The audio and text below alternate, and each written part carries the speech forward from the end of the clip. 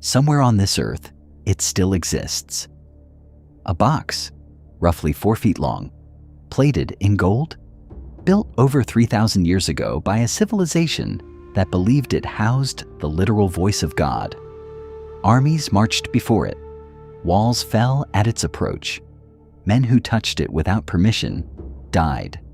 The Ark of the Covenant is the most sought-after religious artifact in human history. It disappeared from the pages of Scripture without explanation, without ceremony, without a trace. Empires have crumbled searching for it. And today, in the 21st century, nobody knows where it is. But what if the real mystery isn't where the Ark went, but what it actually was? Because the Bible, it turns out, didn't tell you everything.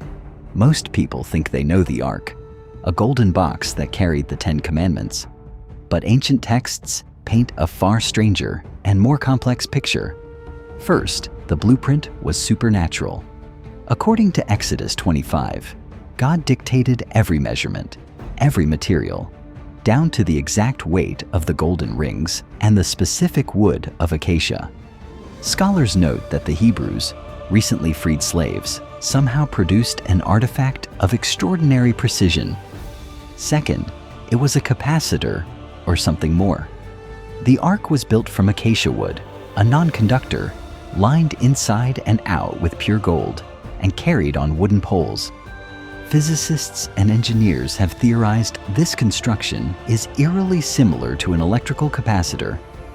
In the arid Sinai Desert, where static electricity builds intensely, the Ark may have generated and stored a massive electrical charge, which would explain the sudden deaths of those who touched it, and why priests had to wear specific non-conductive garments.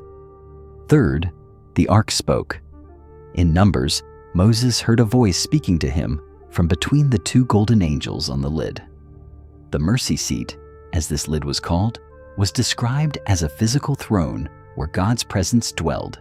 It functioned as a two-way communication device between humanity and the divine. And finally, it moved like a weapon. At Jericho, the priests carried it around the walls for 7 days. At the sound of trumpets, the walls collapsed. It was the ultimate weapon of psychological and physical warfare. Then, around 600 BC, it vanished.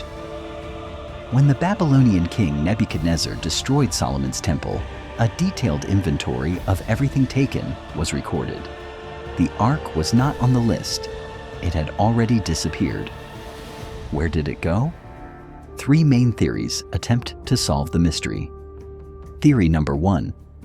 It never left Jerusalem. It's still underground. Ancient texts suggest the prophet Jeremiah hid the Ark in a cave on Mount Nebo. But there's another possibility. Beneath the Temple Mount in Jerusalem lies a labyrinth of unexplored tunnels.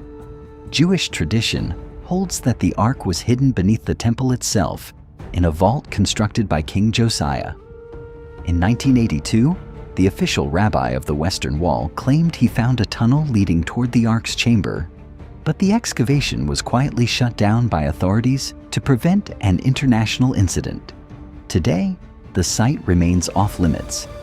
If the Ark is there, it cannot be touched. Theory number 2. It was taken to Ethiopia, and it's still there. This theory has the most living believers. The Kebra Nagast, the Ethiopian national epic, tells that Menelik I, the son of King Solomon and the Queen of Sheba, traveled to Jerusalem and secretly brought the Ark back to Ethiopia, leaving a replica behind.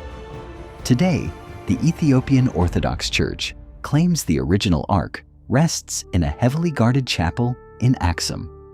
A single monk, the guardian of the Ark, is appointed for life and never allowed to leave the chapel grounds. He alone may see it.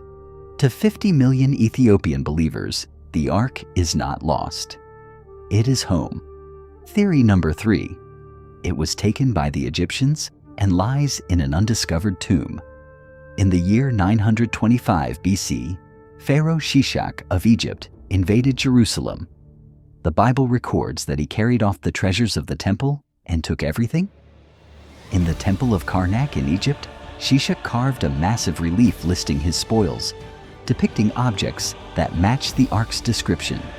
If the Ark was taken to Egypt, it could lie in any of the dozens of undiscovered tombs still hidden beneath the desert sand. 3,000 years have passed since the Ark disappeared, yet the search has never stopped.